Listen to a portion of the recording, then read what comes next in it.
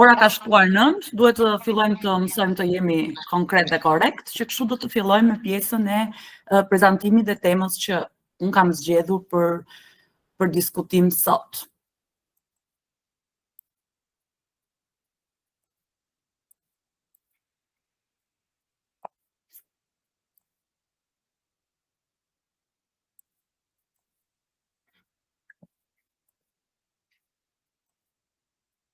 Tema që kam zgjedhur për diskutim ka të bëjë me standardet. Besoj që të gjithë e shihni tani, okay, jemi në rregull. Sot do të flasim për një temë shumë të rëndësishme. Është një temë që vlen të investojmë kohën, energjitë dhe burimet tona. Por çfarë është një standard? Përkufizimi më i saktë dhe më precis për standardin që unë kam zgjedhur të diskutoj sot, është një nivel vlerash që ne ja atribojmë vetes, poshtë të cilit nuk pranojmë të shkojmë. Pra, standardi është një nivel vlerash që ne ja atribojmë vetes, poshtë të cilit nuk pranojmë të shkojmë. Standardi është tipi, modeli, rregulli me të cilin konfirmohet vlera e një prodhimi, e një shërbimi apo e një aktiviteti të caktuar. Jemi dakord deri këtu?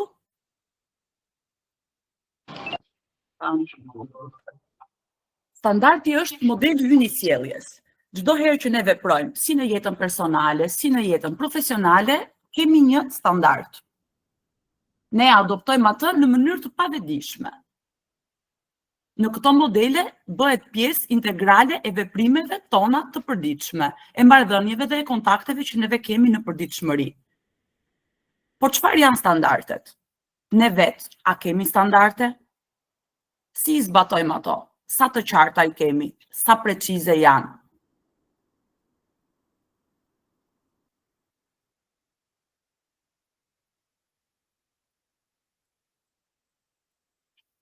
Juve çfarë lloj standardi mendoni që operoni, që keni, si në jetën personale, si në jetën profesionale?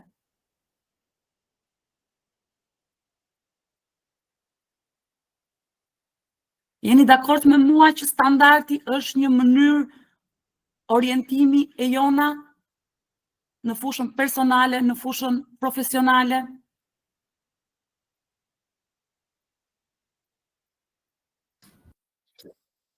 Mund të them unë diçka? Po, patjetër. Atëherë unë gjykoj se standardi është si një kornizë, në kuptimin që tek ajo kornizë mënyra ose si një pikturë, dhe tek ajo pikturë mënyra se si ne realizojmë gjithçka është sipas asaj që ne gjykojmë që duhet të mos të dalim nga ajo kornizë. Pra, përfshin edhe parime, përfshin dhe aftësi, përfshin dhe të gjithë strukturën e punës që ne realizojmë, dhe unë kështu e gjykoj një standard. Që te i kësaj kornize, ne pra nuk duhet që të dalim. Dhe kjo pastaj bën dhe pjesën e diversitetit, pavarësisht se mund të jetë i njëjti standard i zbatueshëm, por bën ndryshimin në individ të ndryshëm tjetri. Po, pjesa e kriterit është ndryshim. Tipet e standardeve i kemi ndarë në dy kategori. Janë ato profesionale, janë dhe ato personale. Do të filloj të trajtoj fillimisht profesionalet me kategorizime dhe me detaje. Ke standardet profesionale, pika e parë që kam listuar dhe kam konsideruar më të rëndësishme janë listimet ekskluzive. Marrja e një listimi ekskluziv patjetër që është një standard. Ky standard nuk do varet nga situata, nga zona, por do varet nga kriteri i drejt për drejt që ne negociojmë dhe vendosim me palën shitse, qeradhënëse. Ku një klient na pyet, si operoni ju, si punoni ju, përgjigja jon duhet të jetë vetëm me prona ekskluzive. Pra ky është standardi që ne krijojmë dhe vendosim. duhet të mbani në mendjen tuaj diçka. Nëse krijoni një opsion të dytë te klienti, jeni duke krijuar një kundërshti. Nëse krijoni një opsion në kokën tuaj, gjithashtu jeni duke krijuar një kundërshti te klienti. Një agent imobiliar profesionist nuk krijon kundërshti. Ai eliminon ato pa nisur klientit të mendoj për kundërshtinë e radhës në diskutimin që mund të keni duke marrë një listim. Jeni dakord? Sa nga klientët mund t'ju thonë, ok, mënyra si operon ju, dhe përgjigja është po, ok, e trajtojmë ne, mund të pranojmë dhe trajtim nga zyra tjera, sa zyrave mund t'ja keni dhënë, si pronë. Një pikë tjetër e dytë e rëndësishme është pjesa e përqindjes së komisioneve. 1% i komisionit është standard, 3% po ashtu është një standard. Por edhe 5% është një standard, sepse atë e vendosni ju në trajtimin e drejt për drejt që në marrjen e listimit të një prone. Sa prej jush kanë menduar që 5% nuk mund të konsiderohet për të negociuar me klientin në shitjen e një prone? Ose a ju ka ndodhur që të shisni prona me komisione përqindje më të mëdha se sa ato standardet që jemi mësuar ne në tregun shqiptar, 1% apo 3%?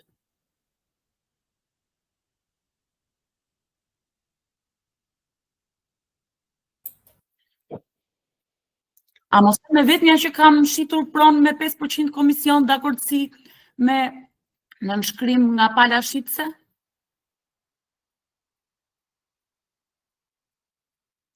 Gjeni, të them diçka? Po patjetër. Kjo ideja e komisioneve, është që lidhet pak a shumë dhe me atë që tha Brisela, është që standardi lidhet po themi dhe me një nivel tolerance që ti mund të kesh kundrejt dinamikave të caktuara në treg. Për shembull, nëse përqindja e komisioneve po themi standardi është vendosur nga ne që është 3% po themi shitës dhe 1% vlerës, të ruash standardin do thotë që ti nuk zbret më këtë lloj komisioni. Ky është komision i padiskutueshëm. Pastaj, të arrish një nivel që ti mund të punosh vetëm me 5% apo 6% dhe ta vendosësh si standard është tjetër gjë, sepse të vendosësh një standard 5% do të thotë që ti nën 5% me një shitës nuk ulesh në tavolinë, nuk diskuton më fare as edhe një lloj aktiviteti, as një lloj pune. Që lidhet po themi me të njëjtën gjë edhe me listimet ekskluzive. Është një gjë të kesh një standard që ti punon vetëm me kontrata dhe të kalosh një standard që do punosh vetëm me listime ekskluzive, kjo kërkon një hap shumë të madh galopant, që duhet të jesh i gatshëm dhe në çfarë pikë mund të humbasësh nga biznesi jot, që është diskutime që ne kemi bërë shpesh, në mënyrë që ti të kalosh në këtë nivelin që do kesh vetëm listime ekskluzive. Dhe kjo është, mendoj se standardi është një diçka i cili duhet të rritet në mënyrë progresive, gjithmonë duke parë si është kërkesa ndaj shërbimeve të tua në treg, sa nevoje ka për ty dhe nëse ti ke më shumë, ke një kërkesë shumë, një sasi të madhe njerëzish të cilët duan të bashkëpunojnë me ty dhe do që të limitosh dhe të rritesh në cilësi, atëherë ti mund të rritesh standardin në mënyrë graduale që pa humbur po themi nga biznesi në kohë, pa bërë një kalim kështu. Pjesa e switchit është e vështirë, nuk bëhet nga sot për nesër, nuk ndodh në një ditë dhe ndryshimi i mendësisë tonë patjetër nuk është aq i menjëhershëm. Do duhen apo faza tranzicioni që kalon nga X standard në Y standard. Doja të diskutoja diçka. Tek ideja e përqindjes së komisioneve, standardi të mbash standardin e tregut, pra një standard që normalisht ligjërisht nuk është se është i përcaktuar, por në një formë dakordësie mes të gjithë agjentëve ose tregut imobiliar është rënë në këto vlera në Shqipëri. Ideja e përqindjes që unë e gjykoj shumë të rëndësishme, sepse e shohim në këtë treg që lozin në një farë mënyrë me përqindjet. E mira është, standardi është, pra ne në agjensinë Mos tonë nuk ulemi. bëjmë kompromise, të paktën të ulemi nën këto standarde. Ajo Pra, është kriteri. treshi dhe njëshi është shumë i rëndësishëm. Pastaj, nëse pronat të veçanta që duan një trajtim të Trajtim veçantë, ndryshe. po, dhe kanë një afat kohor, pra që vetë klienti, pra shitësi, të beson dhe kërkon që në një afat të caktuar, apo ka një situatë dhe të thotë që kjo është situata ime dhe okej, bjem dakord që unë patjetër të paguaj 5%, por ajo që unë e quaj shumë të rëndësishme për të mbrojtur të gjithë, sepse në këtë treg patjetër që ka konkurrencë dhe ka dhe kundërshtar, por gjykoj që duhet mbrojtur Nuk duhet ulemi në standardet e 3% dhe puna e 1%. njëri tjetrit në mënyrë që jo disa agent, patjetër që ata që ofrojnë përqindje më të ulta nuk është se bëjnë të njëjtën punë dhe standarde cilësi, por që nuk duhet gjykoj ulur nën përqindje, kjo është shumë e rëndësishme. Pastaj për pronat veçanta, trajtimet veçanta, patjetër që ka forma të ndryshme negocimi edhe me shitësin kur e merr pronën, ose siç mund të ketë dhe me blerësin. Në qoftë se një blerës do patjetër atë pronë, unë e gjykoj që ka vend për negocim. Pra, ashtu siç negocojmë çmimin final, ka vend për negocim edhe të këtyre dy dhe të shitësit komisionit dhe të blerësit. Mendimi im tani. Po, patjetër. Pjesa e standardit e tham dhe një për kufizimi, që është një nivel vlerash që ne i atribojmë veten, poshtë të cilit nuk mund të ulemi. Dhe kjo nuk duhet të diskutohet 3%, 1%. Një veçori tjetër shumë e rëndësishme për të mbajtur mend dhe për të kujtuar është ne ose rrisim vlerat tona, ose duhet të ulim standardet. Pra, ka nga ato tipologji agentësh apo zyrash që mund të punojnë dhe me 2%. Është çështje vendimarrje, është çështje zgjedhje, është çështje standardi se si e organizon pjesën e punës zyra apo vetë agenti. Pika e tretë te standardet profesionale është listuar diferenca midis çmimit real dhe çmimit të listimit. Ndodh që çmimin real për një pronë, shohim nga website e publikime për ditë, zyra, kolegë, që ka diferencë çmimi real i një prone, kapanoni, apartamenti, vile, me çmimin e listimit. Pra, ai çmimi i tregut është gepi midis çmimit real të pronës dhe çmimit të listuar nga agenti. Dhe këtu ekziston standardi dhe pjesa e negociatës me palën blerëse që duhet diskutuar që në momentin e listimit. Ne nuk kemi kurrë shans të dytë për një përshtypje të parë. Dhe këtë përshtypje duhet ta krijojmë sa më të saktë tek një palë investitore apo tek një palë blerëse e interesuar. Nëse do shohim një apartament me 2.700 euro, 3.000 euro metri katror të liçeni that, e dim shumë mirë që ky nuk është një çmim tregu. Ky është një çmim i fryrë, pavarësisht pjesës së vlerës së investimit apo çfarë mund të ketë si aksesor shtesë mobilimin pjesa e apartamentit në këtë zonë. Duhet të jemi jashtëzakonisht shumë koshient që në fillim, në diskutim, në marrjen dhe në listimin e një prone, të kemi të diskutuar dhe të negociuar mirë çmimin përfundimtar të listimit dhe të shitjes. Një pikë e katërt është kohëzgjatja e listimit. Dhe ky është një tjetër standard. Ka nga ato zyra që marrin listime dhe i shesin për 3 muaj, 4 muaj, 5 muaj. Dikush në zonë mund të marrë listim edhe për 3 muaj. Dhe ky është një standard i zyrës, nuk është standard i tregut.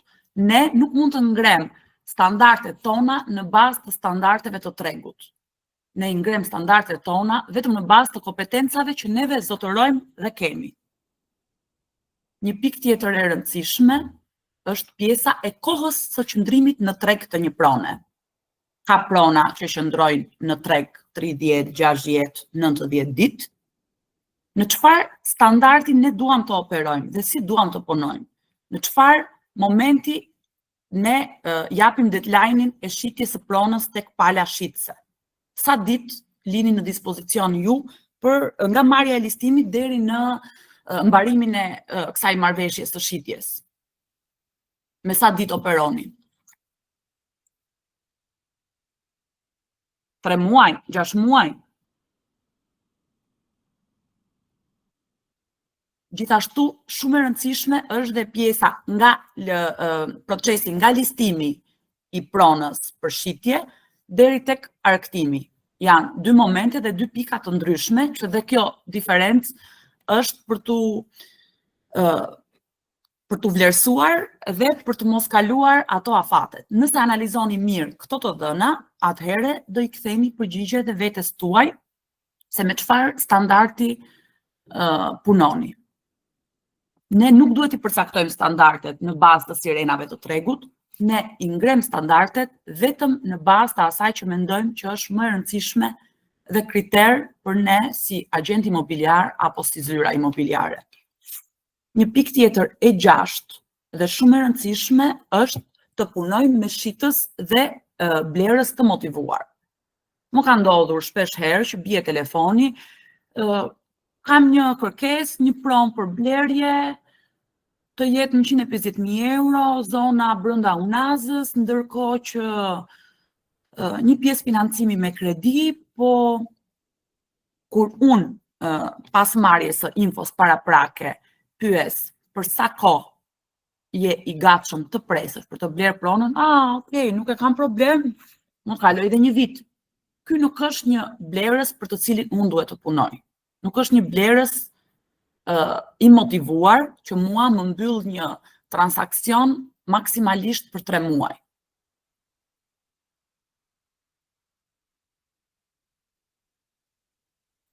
Një pikë tjetër e rëndësishme që e kam bërë dhe të veçantë të madhe është me kë duam të punojmë dhe si duam të punojmë varet nga standardet tona. I vetmi kriter, i vetmi filtr është pjesa e standardit që ne vendosim të operojmë në treg.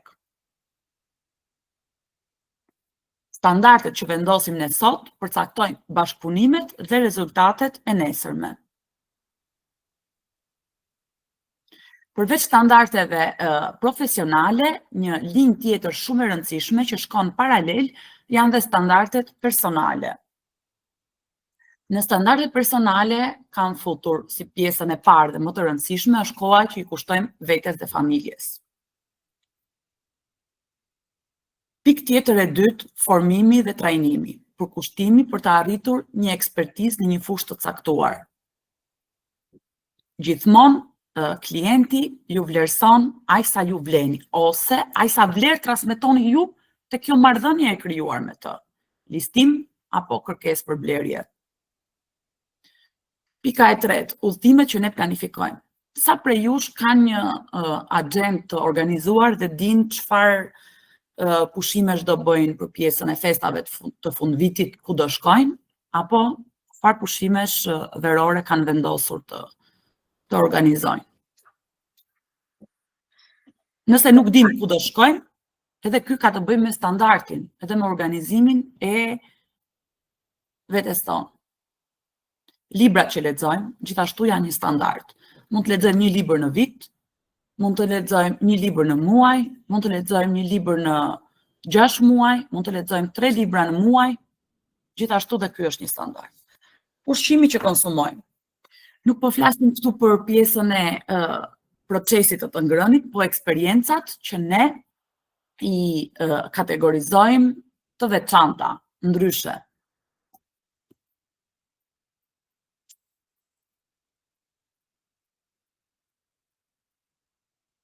Cilësia e jetës që krijojmë. Tani do ju bëj një pyetje, çfarë jete ju keni, dëshironi të krijoni, çfarë standardi dëshironi të krijoni, qoftë në jetën personale, qoftë në jetën profesionale.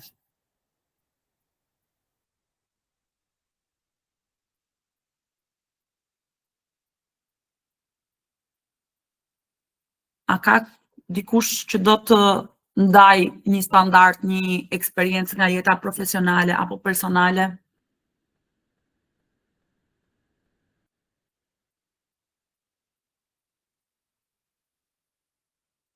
okay?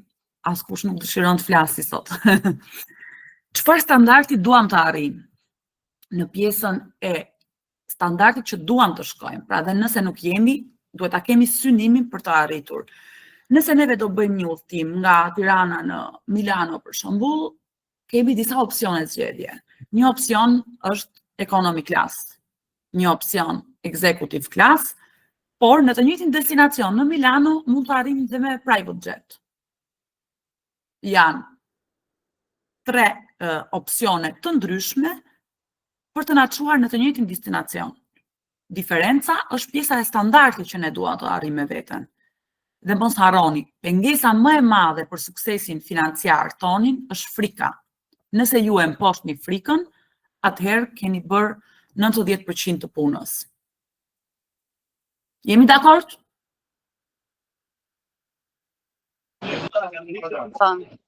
Ua të kuptoj.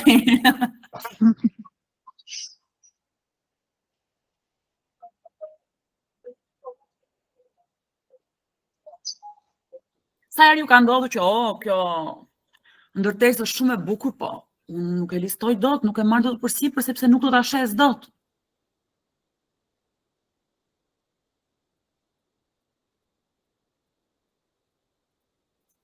Standardet tona profesionale do të varen gjithmonë nga ato personale, janë të ndërlidhura.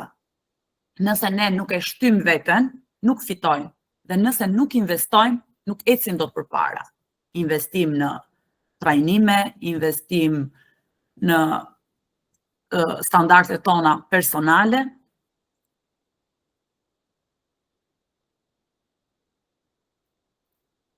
Një shprehje tjetër që kam nxjerr po në një slajd më vete, sepse e konsideroj shumë të rëndësishme, është nëse e lën frikën të fitoj, ti do të mbetesh i varfër. Nëse e lufton atë, do të pasurohesh. Sa listime ju ka ndodhur që i keni humbur nga frika? Nga frika për takuar një palë shitse, nga frika për të ulur për diskutuar, për të negociuar një çmim, nga frika se kjo pronë është shumë e madhe dhe nuk do arrim dot ta shesim.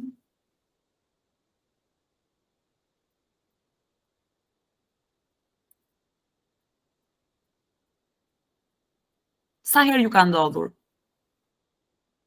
Të analizoja dhe mendojeni me vete dhe nga përgjigja, besoj që do keni një kundërreagim dhe mbase dhe atë klientin që nuk jeni ndarë mirë herën e fundit, apo atë klientin që ka prona shumë të mëdha dhe unë nuk arrit do t'i shes, do të ndërmerrni hapin e radhës për të shkuar, të takuar, negociuar edhe listuar një pronë të tillë.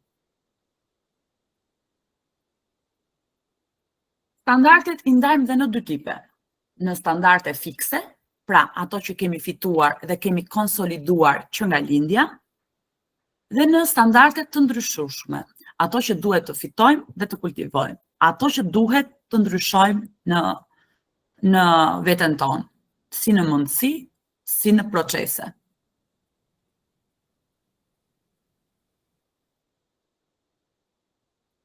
Por nga çfarë varen standardet tona?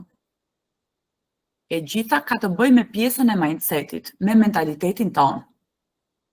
Mentaliteti është tërësia e besimeve, bindjeve dhe sjelljeve që një individ apo një grup ndan dhe mbi të cilat ai krijon mënyrën e të menduarit apo dhe të vepruarit. Jemi dakord që i vetmi problematik është mentaliteti në momentin e krijimit të një standardi?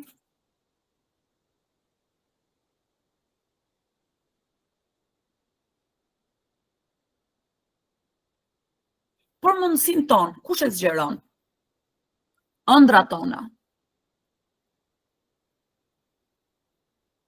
Sa prej jush kanë të shkruar në një ditar, notebook, ku di unë, pjesën e synimit, pjesën e ëndrës, ku duan të arrijnë, ku duan të shkojnë?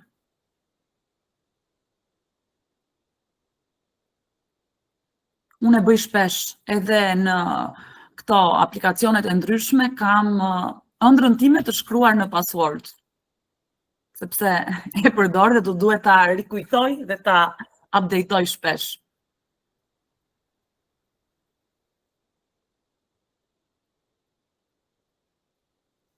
ne ose duhet të ulim nivelin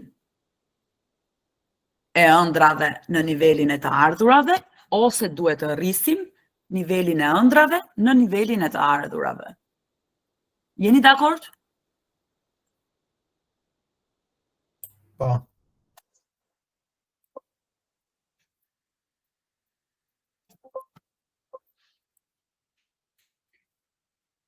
Okej. Tema e diskutimit për sot ishte kaq. Nuk e di nëse kemi shtesë, pyetje, se këto 5 minutëshin e fundit e kam lënë në terminologji diskutimi.